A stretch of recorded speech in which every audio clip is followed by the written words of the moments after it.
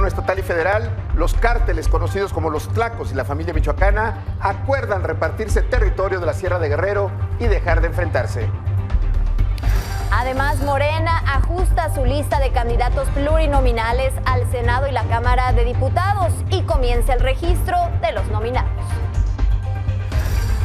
A una semana de que arranquen las campañas, la Iglesia Católica convoca a una oración permanente para que las elecciones del 2 de junio se efectúen en paz y con transparencia. Hablaremos con el vocero del episcopado sobre el tema. Mientras tanto, en Oaxaca, la playa La Entrega, ubicada en la bahía de Huatulco, fue conocida como una de las 10 mejores playas de México. Esto en los Travelers Choice Awards 2024.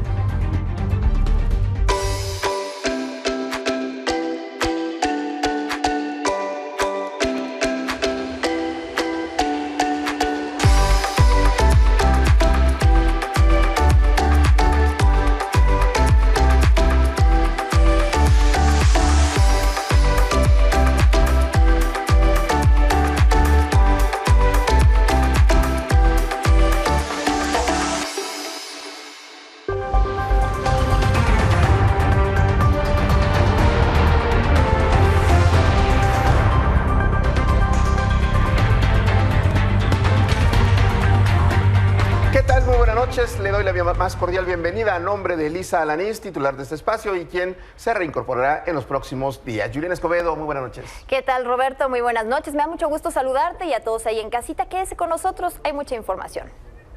Empezamos con una información que le hemos estado dando en la semana. Teresa Castro, policía municipal de Celaya, Guanajuato, y su hija, Lisbeth Rivera Castro, de 8 años, fueron despedidas por familiares, amigos y colegas, luego de que fueron asesinadas el martes pasado cuando viajaban en su auto hacia la escuela de la pequeña. Los féretros de ambas estuvieron en una misa de cuerpo presente en la parroquia de la Divina Providencia. Posteriormente fueron sepultadas en el panteón local de Celaya. Jesús Rivera Peralta, secretario de Seguridad Ciudadana del municipio, señaló que en lo que va del año suman 2 niñas que han muerto durante ataques contra policías.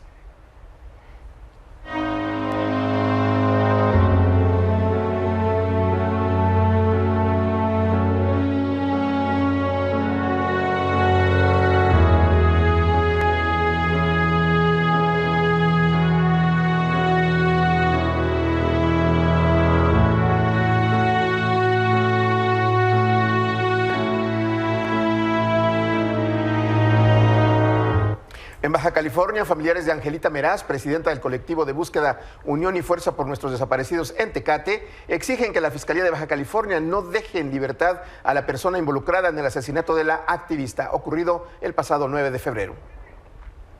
No dejen en libertad a esa persona y que se llegue a la realidad, al verdadero culpable que le arrebató la vida a nuestra compañera, porque dejaron pequeños sin su mamá. Exigimos justicia. Que ya tiene un detenido, pero que no hay pruebas suficientes para que él se quede. La persona, no sé si es mujer, hombre, no sé, pero que esa persona se quede detenida. No hay pruebas suficientes. Entonces hasta aquí va, o sea, como otros casos que se queda la investigación a medias. Entonces si esa persona la dejan libre, pues ya prácticamente sería un caso más el de mi hermana. De Baja California nos vamos a Veracruz, en donde finalmente fue enterrado Adán Javier Paredes, quien murió por una bala perdida disparada por guardias de seguridad privada de Ferrosur. Sus familiares y amigos continúan demandando justicia.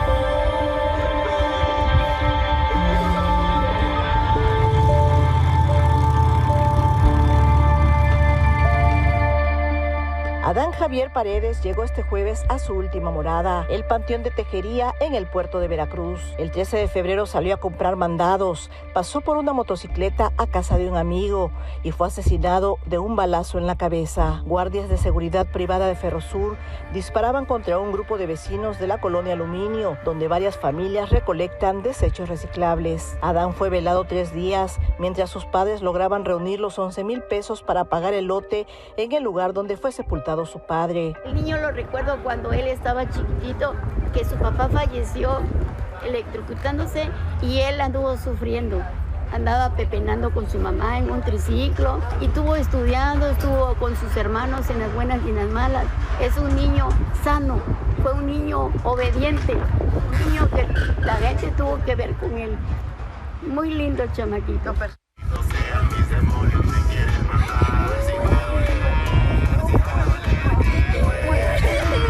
El cortejo fúnebre se convirtió en protesta. Vecinos y compañeros de Adán exigieron justicia y castigo para los 5 guardias que dispararon. Solo 2 guardias permanecen detenidos, vinculados a proceso por lesiones dolosas. La fiscalía buscará modificar el delito por homicidio doloso. La intención de la familia del menor de donar sus órganos se frustró.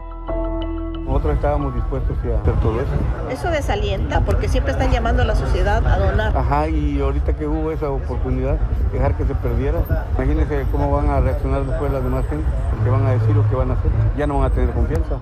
Desde Veracruz, para Milenio Noticias, Isabel Zamudio.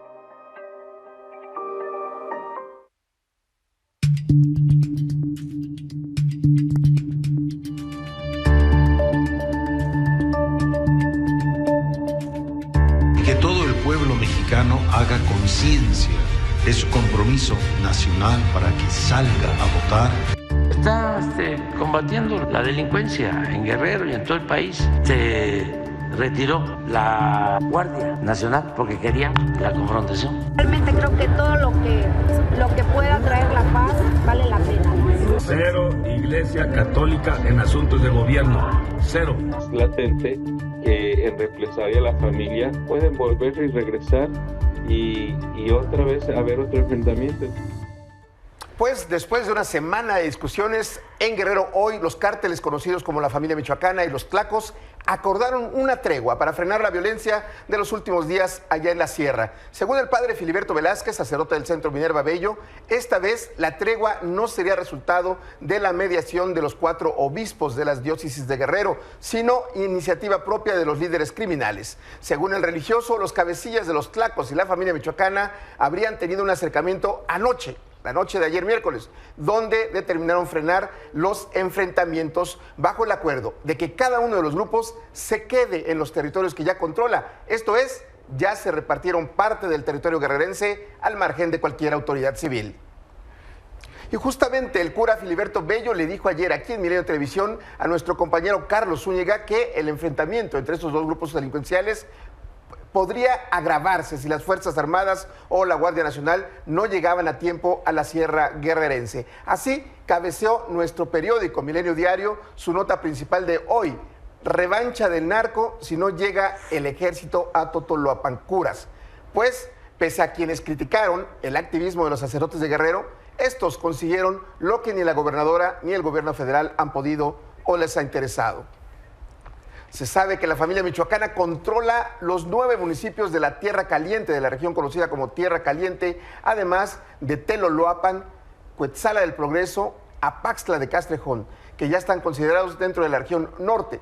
Los Tlacos, por su parte, se encuentran posicionados en la sierra que abarca municipios como Eleodoro Castillo, la zona rural de San Miguel Totolapan, Leonardo Bravo, Eduardo Neri y el corredor que va hacia Chilpancingo, Iguala y la zona de explotación minera de Mezcala, Carrizalillo y Cocula.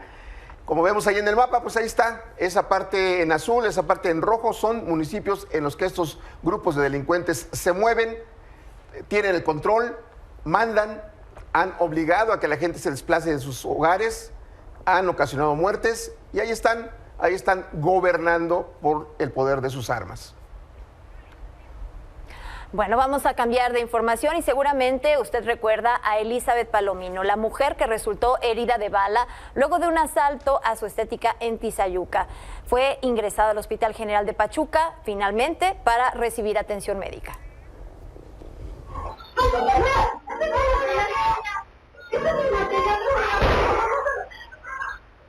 El pasado miércoles por la noche, por fin Elizabeth Palomino, quien resultó herida de bala luego de un asalto a su negocio, fue ingresada al Hospital General de Pachuca para recibir atención médica. La opción más cómoda en una cama, en un cuarto para ella sola. Luego de pasar horas de incertidumbre, este jueves finalmente Elizabeth recibió un diagnóstico de la bala que quedó incrustada en su muslo izquierdo.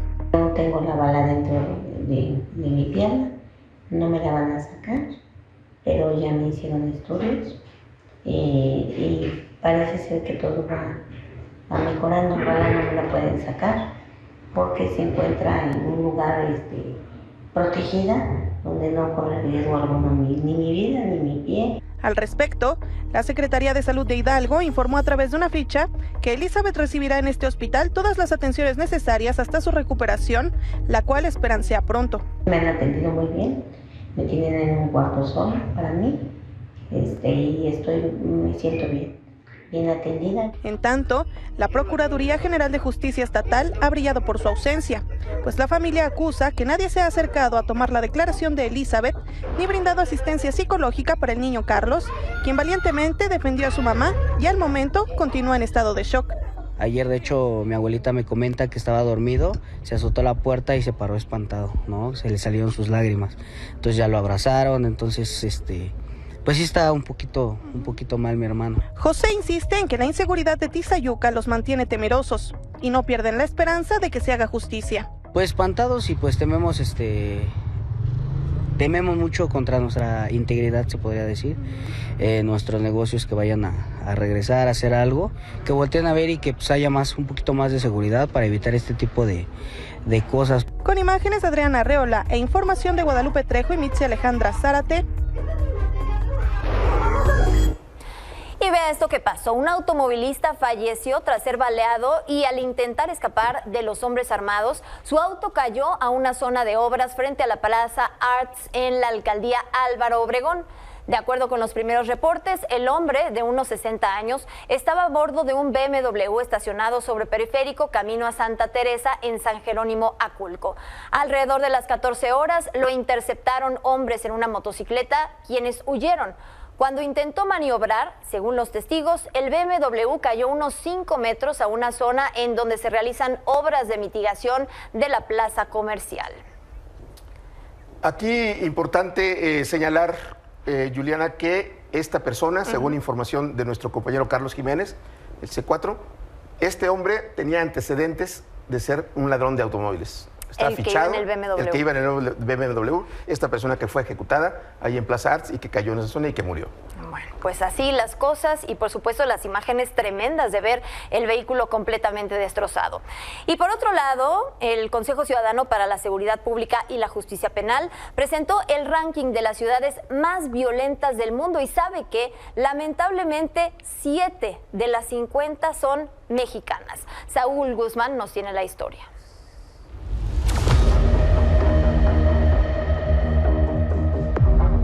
El Consejo Ciudadano para la Seguridad Pública y la Justicia Penal realizó el ranking de las 50 ciudades más peligrosas del mundo. En la lista aparecen 16 ciudades mexicanas y 7 de ellas componen el top 10. Colima repitió como la ciudad con más homicidios del mundo, con una tasa de 140.3 homicidios por cada 100.000 habitantes. En segundo lugar aparece Ciudad Obregón en Sonora, con una tasa de 117.83 homicidios por cada 100.000 habitantes. La ciudad que ocupa la cuarta posición es Zamora de Michoacán, con una tasa de 105.3 homicidios por 100.000 habitantes. Colima repite en este listado con la ciudad de Manzanillo, que presenta una tasa de 102.58 homicidios.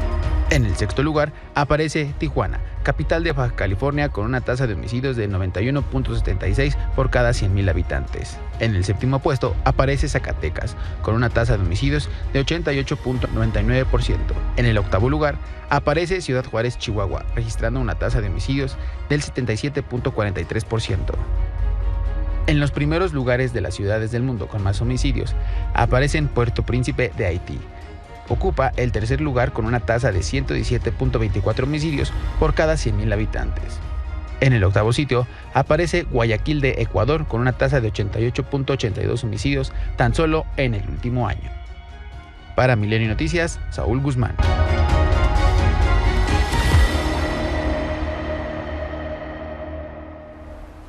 Bueno, y a propósito de estos temas de inseguridad en la Ciudad de México, hoy se estrenó en las salas de cine la película El día en que todo cambió, dirigida por Javier Colinas, donde el protagonista es asaltado por una banda de secuestradores que asesinan a su esposa y a él lo dejan mal herido. Tiempo después, ya recuperado, empieza a buscar a los integrantes de esta banda para cobrar venganza. El diario estadounidense The New York Times publicó que procuradores de justicia de Estados Unidos pasaron años investigando denuncias sobre supuestas reuniones de operadores cercanos al presidente López Obrador con integrantes de diferentes cárteles, incluido el de Ismael El Mayo Zambada, de quienes habrían recibido millones de dólares para la campaña presidencial de 2018. El reportaje aclara que aunque los funcionarios de Estados Unidos identificaron posibles vínculos entre los cárteles y a los que llama socios de López Obrador, no encontraron ninguna conexión directa entre el presidente y las organizaciones criminales, ya que gran parte de la información recopilada por los funcionarios procedía de informantes cuyos relatos pueden ser difíciles de corroborar. Y previo a la publicación de este reportaje, el equipo del Times envió un cuestionario al vocero presidencial Jesús Ramírez y un plazo que venció ayer a las 5 de la tarde para obtener una respuesta. Esta llegó por la mañana de hoy durante la conferencia matutina del presidente en su propia voz. No deja de ser un pasquín. No les gustó porque ayer la corresponsal del New York Times envía a Jesús un cuestionario, pero en un tono que ahora lo van a ver, amenazante, prepotente, dándonos a conocer que están haciendo una investigación con información de la DEA, en donde gentes vinculadas a mí recibieron dinero, ya no en el 6, en el 18, y que le daban, creo que hasta las 5 de la tarde, un ultimátum a Jesús para que contestara. Yo espero que el gobierno de Estados Unidos exprese algo, manifieste algo. Bueno, luego de estas declaraciones y de la filtración de los datos personales de la reportera que escribió el texto en el New York Times, el presidente respondió en su cuenta de X y expresó que es una táctica preocupante. Esto lo puso el New York Times. Dice, es una táctica preocupante e inaceptable por parte de un líder mundial. Añadió que respaldan el trabajo hecho por sus reporteros. En tanto, la Casa Blanca aclaró que no está investigando al presidente López Obrador por supuestos nexos con el narco durante su campaña presidencial de 2018. El portavoz del Consejo de Seguridad Nacional de Estados Unidos, John Kirby, señaló que el Departamento de Justicia debería ampliar la información sobre las supuestas investigaciones a los colaboradores cercanos del mandatario mexicano. Además, reiteró, el Departamento de Justicia ya había dejado en claro que no existía ninguna investigación en contra del presidente. Pasamos a la información político-electoral. Los aspirantes plurinominales del partido Morena, tanto para la Cámara de Diputados como para la de Senadores, comenzaron hoy sus trámites de registro. Silvia Arellano, estuviste esta mañana ahí, cuéntanos por favor, buenas noches. Juliana, Roberto, muy buenas noches. Así es, hoy se llevó a cabo precisamente este registro de la lista definitiva de Morena para sus aspirantes plurinominales, tanto para la Cámara de Diputados como para el Senado. Les puedo informar que llegaron las corcholatas presidenciables. Primero fue Ricardo Monreal, después Marcelo Ebrard y posteriormente Adán Augusto López. Él no quiso hacer ningún comentario sobre este procedimiento. También estuvo por este lugar, en este hotel de Avenida Revolución, donde se llevó a cabo este registro, el exgobernador de Oaxaca, Alejandro Murat. Él no estaba en esta lista, sin embargo, tuvo una reunión precisamente con Mario Delgado, el dirigente de Morena. Estuvieron en privado unos minutos y después salió un poco molesto, no quiso hacer declaraciones y bueno, posteriormente a esta entrega de documentación se van a revisar y bueno, ya Morena va a proceder a formalizar estas candidaturas. Pero si les parece, vamos a escuchar y ver parte de lo que sucedió. ¿Estás muy abajo en la lista, Marcelo? Los senadores todos somos iguales. Pero va a luchar para que sea el coordinador, como se había dicho en el primer acuerdo. Pero ese no fue el acuerdo. Ese era el acuerdo, ¿no? No fue el acuerdo de la cena, Marcelo. ¿Se lo va a disputar con el exsecretario de Gobernación? Bueno, eso es después, la coordinación. Es después. ¿O se llegó a algún consenso o algo? Con mucho respeto, a mí no me ocupa dar información. Pero de lo que platicaron ahorita, ¿sí? ¿Se dijo algo de la lista? ¿Por qué no había aparecido? Seguimos pendientes. Buenas noches. Bueno, y Morena presentó su lista oficial de sus candidatos plurinominales para el Senado de la Cámara de Diputados. En el Senado destacaron algunos perfiles como Adán Augusto López, Citlali Hernández, Gerardo Fernández Noroña, Marcelo Ebrard, el expanista Javier Corral, Susana Harp, Marta Lucía Mitcher, Giovanna Bañuelos, entre otros. Mientras que para la Cámara Baja aparecen personalidades como Ricardo Monreal, Napoleón Gómez, Cuauhtémoc Blanco, Olga Sánchez Cordero, Alfonso Ramírez Cuellar, Víctor Hugo Lobo, Marina Vitela, Pedro Aces, Antares Vázquez, Luis Arturo Oliversen, Humberto Cos, Ifigenia Martínez, Julio César Moreno, María Rosette Sánchez, entre otros. Y al darse a conocer estas listas surgieron varias críticas sobre el método de selección vía sorteo o tómbola, especialmente de la oposición. Criticaron la falta de preparación y la improvisación de los legisladores morenistas. Vamos a ver qué dijo al respecto el coordinador de los diputados del PRI, Rubén Moreira. Hace unas semanas Mario Delgado criticaba las listas de todos los partidos opositores haciendo acusaciones.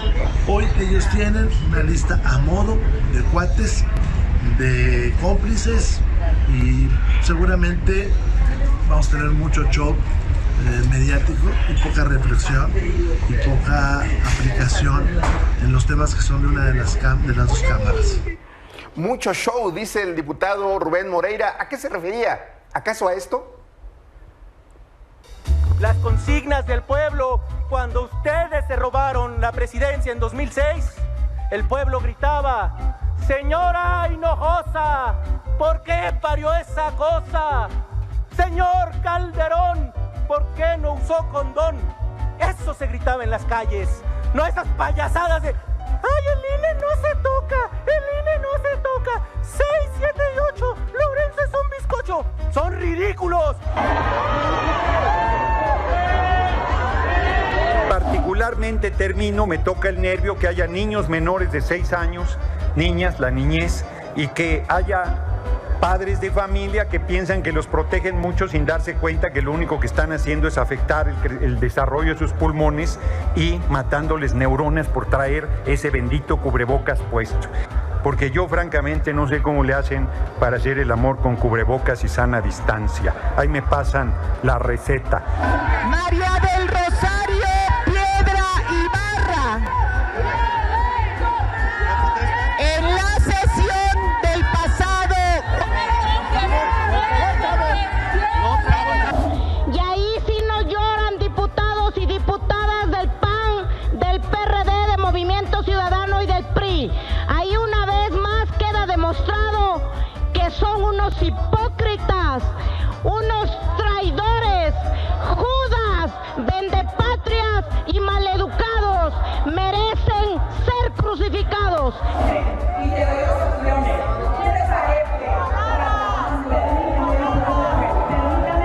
Gritando, qué caray, qué caray, oye, déjala suelta. Mugrosa, lata, lata, mugrosa. Ay, di lo que quieras, pobre nana. Lata, agarren a su perra. No le agarren a su perra. Qué vulgaridad, amarra a tu perra, amarra a tu perra. Bueno, hoy la candidata presidencial electa de la coalición Fuerza y Corazón por México, Xóchitl Gálvez, celebró su cumpleaños con sus familiares. En su cuenta de X, antes Twitter, Gálvez comentó: este año tengo un deseo muy especial que comparto con millones de mexicanos. Muy pronto se nos va a hacer realidad. Además, lo acompañó con este video. Vamos a ver. Voy a pedir un deseo. Adivinen cuál. ¡Bravo! Y esta tarde el candidato presidencial de Movimiento Ciudadano se registró ante el INE para oficialmente aparecer en la boleta electoral el próximo 2 de junio. Durante su mensaje, Jorge Álvarez Maínez aseguró que junto a su partido pondrá el ejemplo de lo que se tiene que hacer para ganar una elección. Y luego de recibir amenazas y violencia ejercida a través de redes sociales, la perredista Gabriela Sodi renunció a la candidatura para reelegirse como diputada federal por el Distrito 12 de la Ciudad de México. En una carta dirigida a Jesús Zambrano, dirigente del PRD, la legisladora expresó su gratitud al partido y a los ciudadanos de la alcaldía Cuauhtémoc, pero denunció la falta de condiciones para participar en las elecciones. Y este jueves el episcopado mexicano hizo un llamado a una oración rumbo a las elecciones del próximo 2 de junio. En un comunicado señalaron que esperan que al iniciar este tiempo de oración, el Señor conceda que este proceso electoral se realice en paz y transparencia y que todo el pueblo mexicano haga conciencia de su compromiso nacional para que salga a votar y elija dirigentes que busquen sinceramente el bien común. Agregaron que es tiempo de actuar con responsabilidad cívica y escribieron: motivamos a cada ciudadano a ejercer el voto de forma libre y razonada el próximo 2 de junio como expresión de amor a México. Sumemos voluntades, esfuerzos y oraciones. Que hemos convocado a las comunidades contemplativas de todo el país para que inicien un tiempo ininterrumpido de oración con el fin de implorar a Dios Padre que envíe al Espíritu Santo para que nos guíe y nos asista en el próximo proceso electoral que está por comenzar formalmente. Exhortamos igualmente al diálogo respetuoso y constructivo entre todos los sectores sociales. Más allá de posiciones políticas o credos religiosos, pues la grandeza de México radica en su diversidad. Hacemos extensiva esta invitación a hermanos y hermanas de diferentes confesiones religiosas. Bueno, saludamos con gusto al vocero del episcopado, es Monseñor Ramón Castro. Monseñor, gracias por tomarnos la llamada. Es un gusto, muy buenas noches Juliana, muy buenas noches Roberto y a todo su teleauditorio. Gracias. Bueno, primero que nada, voy de acuerdo, rezar ayuda mucho, somos un pueblo mayormente católico, pero ¿será suficiente con rezar? Este mensaje va dirigido, sabemos que al pueblo de México, pero ¿será que irá dirigido principalmente a nuestros gobernantes a que finalmente actúen ante el problema de inseguridad que tenemos? Sí, Juliana, veamos, es una base, hemos puesto un cimiento. Para nosotros lo primero es la oración. Entonces estamos poniendo todo el país, todo este proceso democrático, todos estos comicios y este camino que nos queda hasta el 2 de junio en manos de Dios, y lo hacemos con esa fuerza espiritual tan extraordinaria que tenemos, que son los monasterios de clausura, sobre todo los femeninos, que son los más numerosos, y allí estas mujeres, estos hombres que pasan todo el día en oración con Dios, van a ayudarnos. Estoy segurísimo, Juliana, de que esa fuerza nos va a dar el camino, la luz para el camino que necesitamos para que todo vaya de la mejor manera, en ese diálogo respetuoso, en esa construcción respetuosa también. Y estamos invitando no solamente a los monasterios, sino a todo el pueblo de Dios y también a todas las religiones, que utilicemos esta fuerza tan extraordinaria como primer paso, Juliana. Después hemos de dar un segundo y un tercer paso, pero lo más importante es esto, como ya tuvimos experiencia para el diálogo de la paz, que dio tanto fruto en el año pasado, en el mes de julio. Monseñor, buenas noches. En el comunicado me resaltó mucho el llamado a la oración para que las elecciones del 2 de junio se lleven en paz y con transparencia. ¿Hay algo en especial que le preocupe al clero mexicano en torno a la paz para llevar los comicios en orden y a la transparencia de estos? Sí, Roberto, cómo no. Una de nuestras grandes preocupaciones es la intervención del crimen organizado. Sabemos que de alguna o de otra manera siempre intervienen para sus propios beneficios y hacen que algunos candidatos después les deban favores, y esto se paga muy caro. Entonces, por esa razón es uno de los motivos que tenemos para pedirle a Dios que sean lo más transparentes posibles y que podamos tener la seguridad de que las manos del crimen organizado no van a estar presentes. Sabemos que es algo difícil, pero para Dios no hay nada imposible. Para Dios no hay imposibles. Finalmente nos enteramos el día de hoy que hubo una tregua, un pacto entre la familia michoacana y los tlacos. ¿Qué es lo que le da de significado? ¿Una solución al problema o simplemente una preocupación más? Porque pues el territorio está repartido ante la ausencia de la autoridad. Sí, esa ausencia de autoridad, Juliana, también es lo que nos preocupa, sea en Michoacán, sea en Guerrero, de ahí la intervención de los obispos, y lo hacemos con la intención, si hay este periodo de tregua, de que al menos se reflexione un poco, de que haya la oportunidad de un diálogo. Creemos en el diálogo y creemos que tender puentes nos puede ayudar de alguna manera, sobre todo entre nosotros, puentes entre aquellos que estamos enamorados de México, que queremos un México mejor, que pensamos diferentes, pero que son factibles estos puentes. Y es lo que hemos luchado y es lo que quisiéramos con todo el corazón. Bien, pues muchísimas gracias, Monseñor Ramón Castro, por haber estado con nosotros y regalado estos minutos. Con mucho gusto. Dios los bendiga. Buenas noches. Importantísimo llamado, Juliana, importantísimas las palabras que acaba de decir Monseñor. Y como dices, el hecho de que hoy se haya anunciado esa tregua en Guerrero, habla de que algo están haciendo estos señores. Algo están haciendo y esperemos que este mensaje llegue a todos los sectores de nuestro pueblo de México. Pues hacemos una pausa y regresamos con más. Esta tarde se activó la fase 1 de contingencia ambiental por exceso de ozono en el Valle de México, debido a que las condiciones del clima en el centro del país provocaron un ambiente brumoso y la consecuente acumulación de contaminantes y reducción de visibilidad. Además, las autoridades exhortaron a la población a lo mismo de siempre para cuidar su salud, a evitar actividades al aire libre, públicas o privadas, además de posponer eventos deportivos o culturales o espectáculos masivos. Hay que ver porque hay partidos de fútbol en la capital este fin de semana y no fumar, especialmente en espacios cerrados.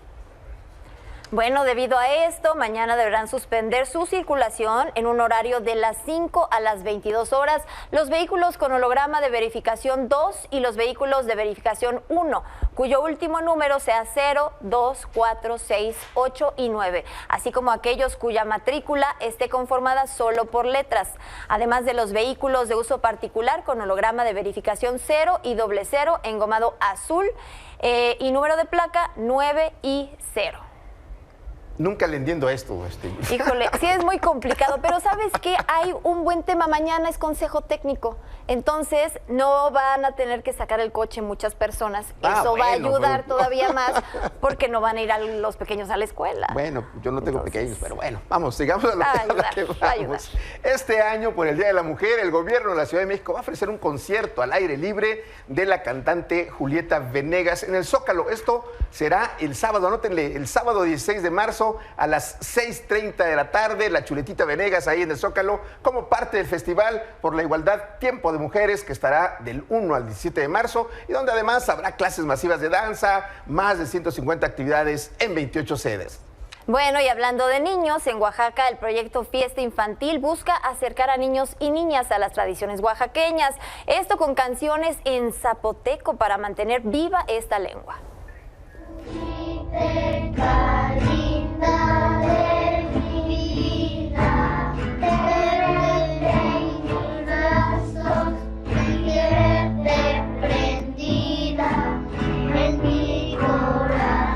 Canciones en zapoteco para mantener viva esta lengua.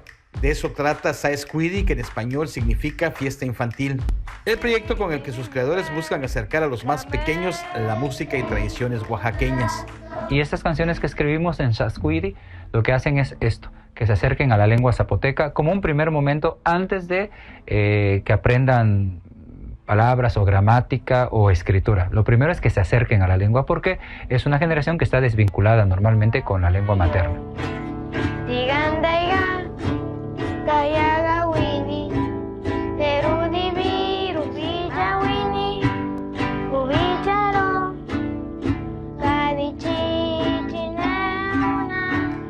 El zapoteco es la sexta lengua más hablada en México con casi 500,000 de hablantes, pero en los últimos años han disminuido, sobre todo entre niños menores de 12 años.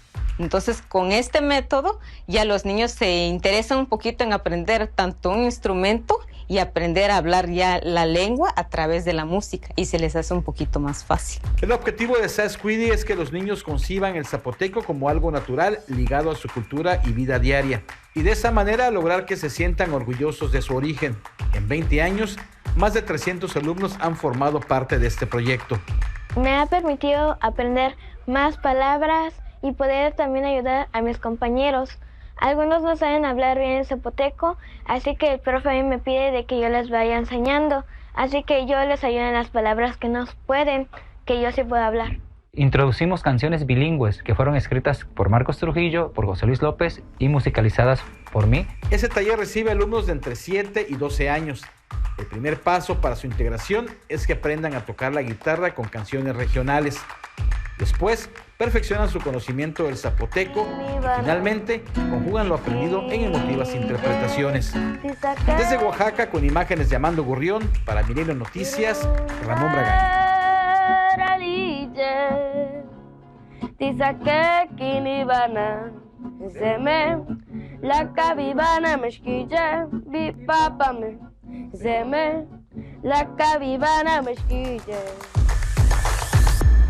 ¿Qué te parece el talento oaxaqueño? Ay, Juliana? qué padre. Pues muy talentosos son los oaxaqueños, por supuesto, Bueno. pero qué bueno que se les apoya. Sí, y bueno, esto no es muy difícil, este taller, debo decir, porque en Oaxaca levantas una piedra y hay un músico.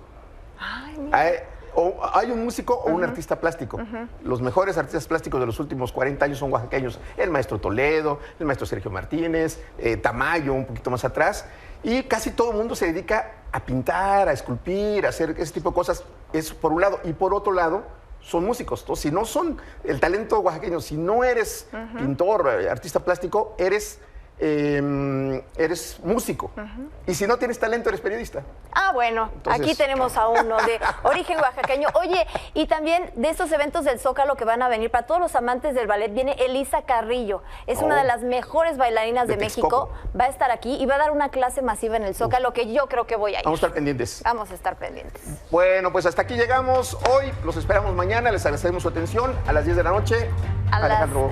Sí, Alejandro Domínguez y nosotros mañana en punto de las 9. Nos vemos.